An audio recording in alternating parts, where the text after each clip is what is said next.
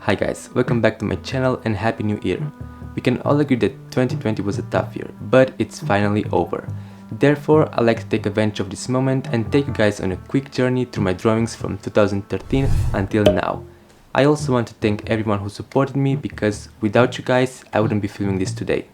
So without any further ado, here's a look at my drawing progress throughout the years.